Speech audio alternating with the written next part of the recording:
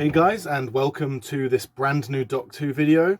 For those of you not in the know, in the last few months I've been embarking on a Doctor Who marathon where I watch every Doctor Who story starting with the first Doctor all the way through the second Doctor's era and beyond, all the way through the classic series and eventually the new series up to Ncuti's era and past that, hopefully. But as of right now, in this marathon, I am on the Spearhead from Space, which is the first episode of the third Doctor, and you know what that means. It means we are ready to rank all of the second Doctor's stories in this tier list that you're looking at right now. We're going to be ranking all 21 of his serials throughout the Patrick Troughton era and discussing what makes some of these amazing and what makes some of these maybe less so amazing. This ranking will be partially based on my own opinion, but I will be as objective as I can. My own biases will slip in here and there, I will warn you. But I'm hoping that this video will do justice to just how great the second Doctor is and why his era is so beloved of the classic series. And maybe this video will shine some light on some Patrick Troughton stories that maybe you should give a second chance or maybe try to watch. But yeah, I guess without any more whiffle waffle, let's rank Patrick Troughton's stories, starting with Power of the Daleks, a story which I reviewed back in the dark ages of the channel, where I famously said this is my second favourite Doctor Who story. Let's get this out of the way first of all. It's not in my top 10 Doctor Who stories, not anymore at least, though I do still love it to pieces. Let's stick it somewhere on the tier list and then discuss. I'm thinking a high A or low S for this one. We'll stick it in A for now, but we can do some shuffling around later on if we need to. So this is the first post-regeneration story. We see a bit of the fallout of the Doctor changing his face, especially between Ben and Polly, and a hesitancy of whether they should even trust this new Doctor. But for the most part, the story doesn't really faff about. It does just kind of get on with it, which I really do appreciate. It was the smarter thing to do for the first post-regen story. For the audiences that were expecting a crotchety old man with William Hartnell and then ended up getting this bumbling younger guy, they needed to just crack on with the story and get on with the meat and potatoes of what Power of the Daleks is. And for that, excellent. Lesterton's discovery of the Daleks makes for such a cool inciting incident. The Daleks acting as servants makes for such great tension because you know what's coming. The Doctor trying to convince the colonists of the Daleks' threat is cool. The Daleks like manipulating things was so well handled. The extended cast are strong, and for 6 parts, it flies by. I think this is the most cunning and manipulative the Daleks have ever been, and for that they were handled excellently here.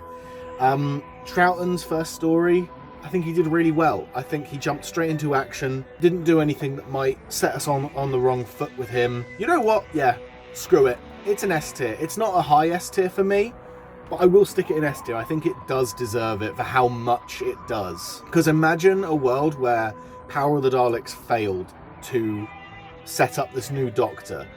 It would be a bleak world for Doctor Who. I don't know if it would have survived if this episode didn't land, so there was a lot riding on this one working, and thank God it did. So the second one we'll talk about is the Highlanders, the unfortunately final historical story. I'm leaning towards a low B tier here, maybe a mid B, I'm not sure right now. Great introduction for Jamie, in fact so great that Fraser Hines made such an amazing impact on this set that they brought him on as a last minute change for Troughton's first season, which is so crazy that Jamie wasn't originally planned to be in Doctor Who as a companion, just as a one-off. This one suffers from being missing, which is why I don't hear anyone talking about it and why most people rank it down here. I do think the Highlanders is a lot of fun, and you can see the cast clearly having a great time filming this one. Ben and Polly are used really well in this, especially Ben. You know, since he's a sailor, he gets to, you know, sail, and Polly pairing off with this Kirsty character to play off Finch was a cool idea. I did like the pacing of the story as well. I think it did work. It was actually, in fact, I think it might be one of the better historical stories of the 60s, and for that, does it deserve A? I'm just trying to think like of the highs that Troughton's era will reach beyond this point. I'll stick it in B. I'm gonna hold firm and stick Highlanders in B. Right. Now, the one that everyone has been waiting for, the Underwater Menace. For the uninitiated, look at the tattiness of this DVD. There's a reason this thing is beaten to hell, and it is because this thing is a pile of dog shit. Anybody who has watched my channel over the years, since the channel's first year, I've dogged on this story. Now, granted, I haven't seen the animated recon of this story. I'm still only basing this opinion on the original DVD release that we got, which is absolutely abysmal. But yeah, I think it's a pile of shit. It's famously a story that I have ratted on for so many years, and I think for good reason. Atlantis would be a cool setting for the story if it was utilized well. Admittedly, the cliffhanger of Polly nearly getting turned into a fish person makes for really good body horror, so that makes for a good cliffhanger. But don't get me started on the fucking fish people. They are the poster child for this story, and yet they are window dressing at best for this story in action as you're watching it. The fact that like your main monster and cell of the story is just sidelined for 90% of the runtime just shows me they didn't really know what they were doing.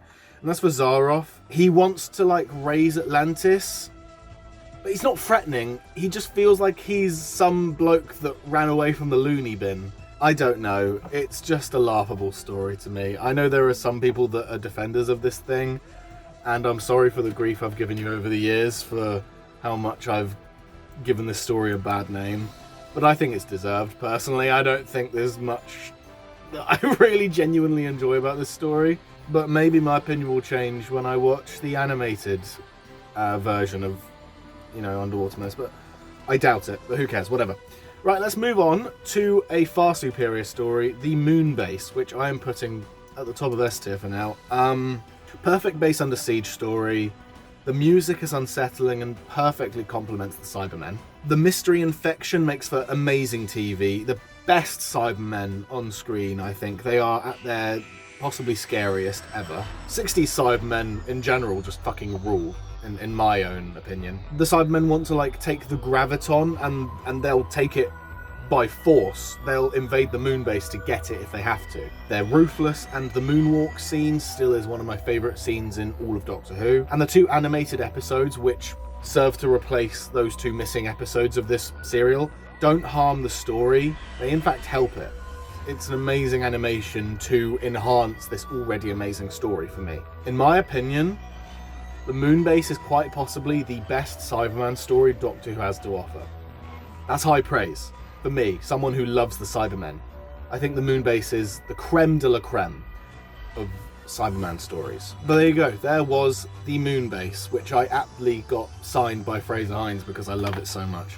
But now we move on to the Macra Terror. But wait, there are no Macra! The happy space colony makes for an interesting setting. The conspiracy mystery is also intriguing. TARDIS team are utilised well in my opinion, but I do think the Macra props are quite ropey, and I also think the animation didn't really do anything for me. The animated recon didn't really do anything. Admittedly, I'm glad that it's animated rather than it being missing like it has been for so many years. So at least we do get to appreciate it. But I do think the animation doesn't really do justice to what they were trying to do in this story. But that might just be me. This one has been mostly overlooked in the last few years, until the animation gave it a new lease of life, even though it's not my favourite, animated recon of Doctor Who. I'll stick it behind the Highlanders. I think it has good atmosphere, and like I said, the TARDIS team are fun to see on screen. And the monsters, they work. The Macra work, I guess. Extended cast are okay, they're serviceable. But yeah, now we move on to the Faceless Ones, which rather overlooked once again, much like the Macra Terror, until its animation came out. I'm going to stick it next to Macra Terror. I might stick it slightly above Macra though. The Heathrow Airport stuff was a cool setup. The mystery of people not reaching their destination, really fun, really interesting. Ben and Polly have one of my favourite companion exits in here. I think that their exit from the TARDIS was so well handled, I believe. Like I say, this thing slipped under the radar for so many years, just like the Macra Terror, until its animation, which I think is slightly superior to Macra Terror, which might be why I slipped it slightly above. But yeah, it's a fun romp. It's a fun run around, Faceless Ones. So yeah, mid-B, I think, is serviceable for that one. Oh boy, now we have Evil of the Daleks. Absolute corker of a story. This one spins a lot of plates at once and somehow manages to make it work. The 1960s London has some cool stuff going for it, same with the Victorian house stuff. And then also, obviously, the stuff on Skaro is sublime. The Emperor is really cool. I think he's really threatening. 7 parts, goes super fucking fast. Such an excellent closer for season 4. My only minor gripe, it's more of a nitpick, is I wish that Victoria's intro was a wee bit better. But again, just splitting hairs with that one. So I think it's a high A tier. I think Evil of the Daleks is a fucking excellent episode. It is mind-blowing to me that this was originally planned to be the final Dalek story of Doctor Who ever. Anyway, there we go. Right, now we move on to Tomb of the Cybermen. Another amazing Cyberman story. I think it deserves an S tier, maybe behind Power of the Daleks, but we'll see. The Cybermen are brilliant. The Cyber Tomb is a really cool, creepy setting. The expedition to dig up the tomb makes for a great plot. The Cybermen are arguably at their most scariest. That praise is still in contention between this and Moonbase for me, but objectively the Cybermen are excellent here. I love the scene of the Cybermen coming out of their tomb. It is excellent. Them waking up is cool, and a lovely little scene that has been clipped on YouTube so many times is the talk of family between Victoria and the Doctor, which I think is a Doctor-defining moment for Troughton. I think it's such a sweet lull in the story to kind of calm and just reflect and to just have a nice conversation between Doctor and companion. I fucking love it. I think it's a brilliant one. The only thing that maybe knocks this down from being top of S for me is the nature and treatment of the character Toberman. It's dated and dodgy and doesn't hold up under any scrutiny. I think it's just it's a wee bit cringe, personally. But besides that small aspect of the story, Tomb of the Cybermen is still amazing. Amazing story. Next we have the Abominable Snowmen, the first appearance of the Great Intelligence. The Yetis are good in this. There is a looming unstoppable threat to them, which I do enjoy seeing. The atmosphere is really dense and creepy. I think the story overall is overshadowed by Web of Fear, but I will put it above the Highlanders. I think it's a fun one. I think it does have a lot going for it that is quite fun to watch. From one snowy themed episode to another, we have the Ice Warriors, which I have a soft spot for the Ice Warriors as monsters and of this story. I think the Ice Warriors is an A tier. I think it does earn A tier for me. The monsters themselves, the Ice Warriors, are introduced extremely well. They're threatening, and the setting of the new Ice Age is really fun, I think. The supporting characters are really strong for me as well. The only thing that stops this from being S tier for me is maybe the conclusion. I think the resolution is a tiny bit underwhelming for me. Outside of that, Ice Warriors, another cracker of a story. I really enjoy it, you know. Alright, now we move on to the Enemy of the World. Before this story was discovered, it was dogpiled on as being one of the pooiest Doctor Who stories of all time. And then all of those people that hated on this story, who never actually watched it, ate their words when it got discovered, because it was quickly discovered to be one of the best Troughton stories. I think I'm feeling low S, high A, but I'm feeling generous today, so I'm going to stick it in S tier. Maybe even above Tomb of the Cybermen. I can jig them around later on if I want to. What I love about this one is it really sets itself apart. In an era of Doctor Who, of the Second Doctor, which is packed to the brim with iconic monsters and base under siege style stories, the Enemy of the World really jumps out of the pack as the political drama. And it being the most, I guess, James Bond-esque story, it kind of serves as like a precursor to what most of John Pertwee's era would feel like. Also, Troughton as Salamander. Enough has been said about Troughton's performance on this one. How he's playing the hero and the villain is just so fucking fun to see, and it does accentuate the talent of this man and his acting skill. And the fight of Troughton and Salamander at the end is so exciting. I love it. And the fact that this thing got fully discovered and recovered in 2013 or 2012 or whatever is just such a treasure, because a world without the Enemy of the World is a darker world and a world I don't want to live in, because At one stage, this was my number 1 Troughton story and was a top 10 story for me. It's dropped a tiny bit, but I still appreciate the shit out of this one. I think it's amazing. And I think it maybe does squeak above Tomb of the Cybermen. I think it's fucking excellent, you know? From one absolutely excellent story to another. The Web of Fear, the superior Yeti story, I think it has earned top of A tier. I don't think it's quite an S tier story like some people say. It's creepy as fuck.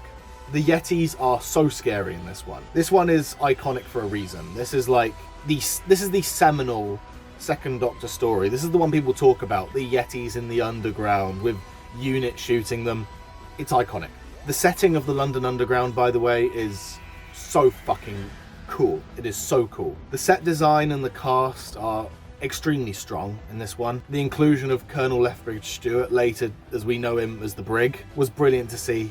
Always love seeing the Brig. I think it's a lot of fun. It's great drama, and the Great Intelligent, once again, utilised really, really well at the very end, I think. Slight nitpick though.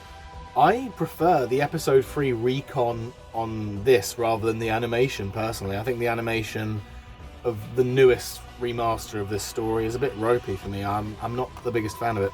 But with that aside, story is absolutely amazing. It's a fan favourite Doctor Who story for good reason. I think it's definitely earned its place as being a certified classic.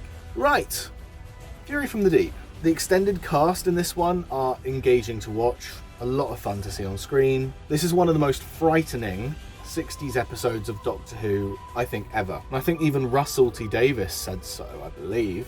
They make this one so unsettling by their restraint to not show the monster very much. It like leaves your imagination pondering what the monster could be, and your mind will always make up a more scarier thing than what can be put to TV, especially 60s TV, which is why this one works so well for me. Also, Victoria's exit was extremely well handled. I loved it. My only thing is the ending is a tiny bit drawn out for me. It drags on a wee bit too long.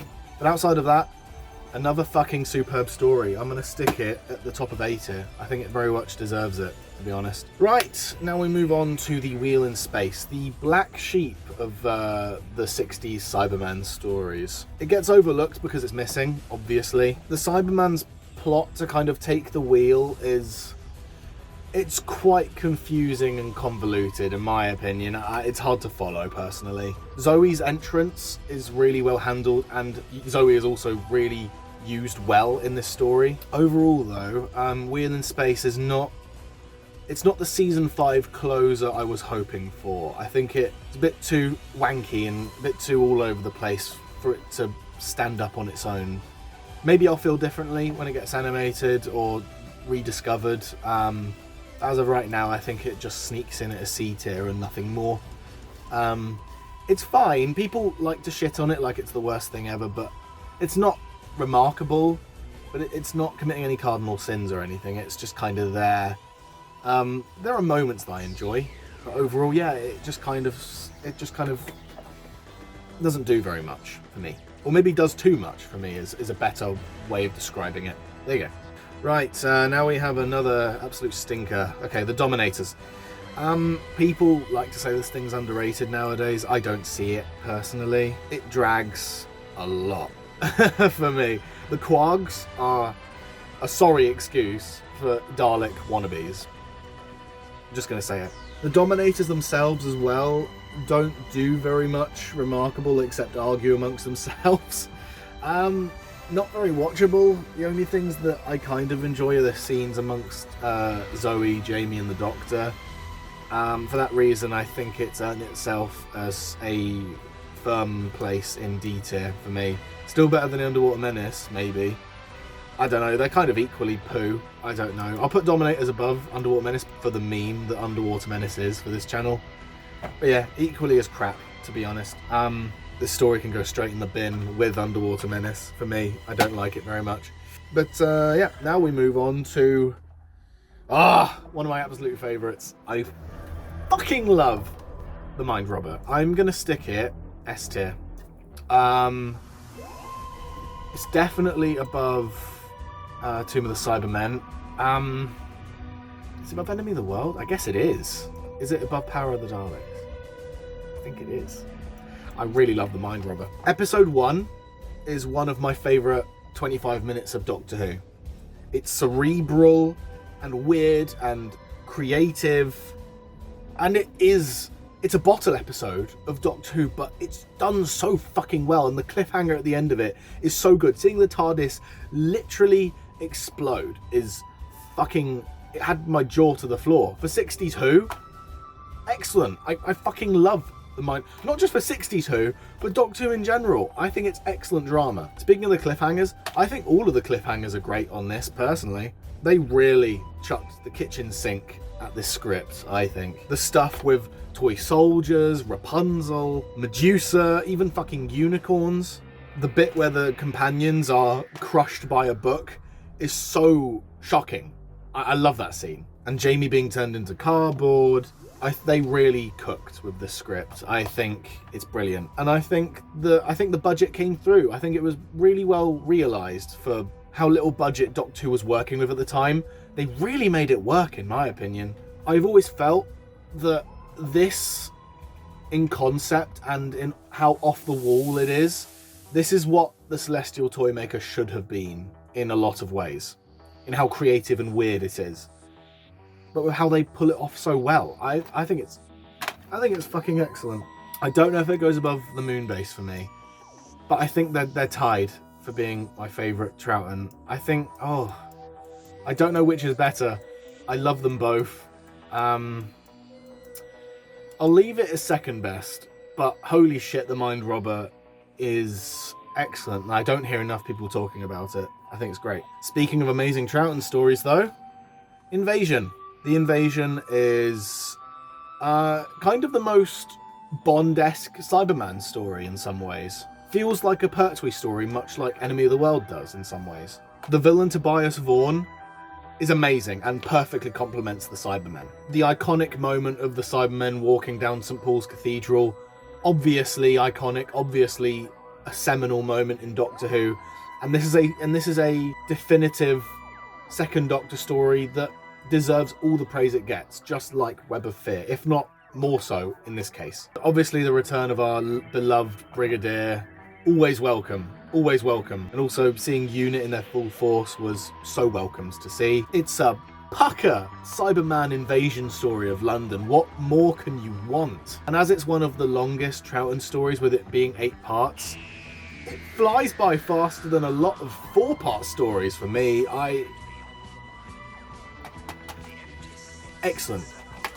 And the fact this is only my 3rd favourite 60s Cyberman story goes to show you the quality of Cyberman stories in the 60s. I think it's fucking excellent. I think it's sublime. It's so enjoyable. Actually, you know what? I had a nitpick with Toberman with Tomb of the Cybermen. I have no nitpicks with The Invasion, which puts it above Tomb of the Cybermen for me. That shocked me, that I put The Invasion above Tomb of the Cybermen, but I think I would do nowadays. A younger me might not have done that, but nowadays I'm appreciating The Invasion for how much it does well. There you go. Right, now we move on to the Krotons. Not the Croutons, the Krotons.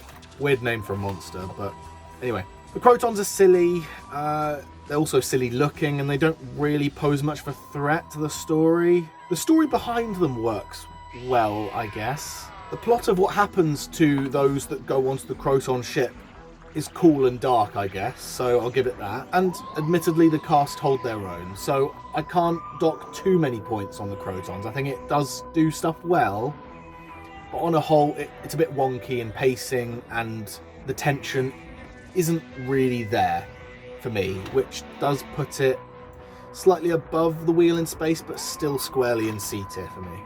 But oh boy, now we move on to the Seeds of Death. Holy shit. Going back to what I said, I love the Ice Warriors. They're one of my favourite Doctor Who monsters. And this is the superior Ice Warrior story for me. I believe... I don't want to front load this tier list with so many S tiers, but I do think it does deserve it. And I think it's above Tomb of the Cybermen and The Invasion, but behind Enemy of the World maybe? I don't know. I think Seeds of Death is a fucking cracker of a story. The plot of the Ice Warriors wanting to terraform the planet to suit themselves is a cool motivation and makes for good tension in the story. The setup is cool as well, with society kind of like relying on the T-Mat. It's a cool dystopian future type of deal there. But then the T-Mat like shutting off is good as well. It's a good inciting incident there. There's a very, very strong ending there as well. What more can you ask for? It's just really good Ice Warrior action. And top marks to Patrick Troughton acting his heart out, being frightened of a bubble bath surrounding him, you know? Just, it's excellent. I love it. It's so charming, and I love the sea to death. Right, now we move on to the Space Pirates. D tier. I think it's crap. I'm still putting it above Underwater Menace because of the memes.